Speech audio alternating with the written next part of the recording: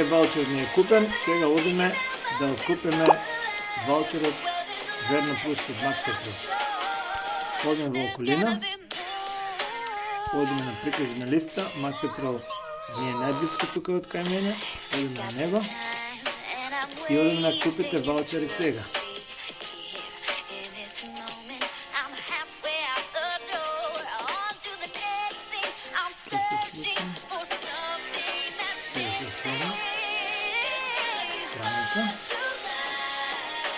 И сега најте ваучери сега. Парем бираме колку што сакам да купиме.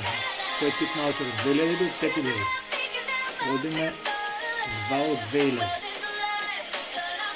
Ако што е тука распродадено, ќе ги има. И одма се гледа колку износ да платиме и колку ги имаме кешбек за двата ваучера. Дојде во кошничка. Ево, први чекор додадено. И сега одиме се гледа кешбек, мои се предности, кредит денари, кон плакење. Тука на чекор 2 имате, јас би сакал нарачка да ми биде доставена, јас би сакал да ја подигнам на мојата нарачка. Пошто јас не сум од Скопје, ќе одам да ми биде доставена на мојата преддефинирана адреса, моето членство. И тоа доставата е бесплатно. И одиме понатаму на чекор 3. И сега бираме со што ќе платиме. My Word per voucher.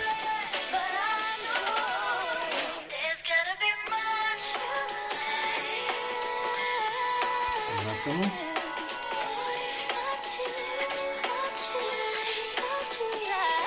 Тука гледаме куп на 4000 лева, него збор 4000 денари, своите предности кешбек 40 денари, адреса, плакење преку најлабиот ваучер, тука ги прифаќаме условите, вашите услови, не да е, него ги прочита. Ги прифаќаме и направи нарачка со обрска плакење сега. Now. И сега ќе ми се испрати 6-цифрен код за потврда.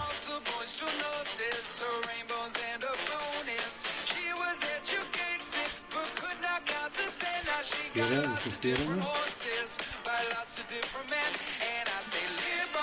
Го залепуваме тука, потврди со код.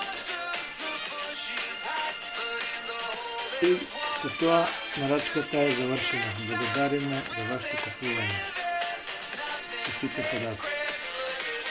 И сега, ако не утре, заутре, ваучерите треба да стигнат на мојата домашна адреса. Просто едноставно да по-едноставно не може да биде.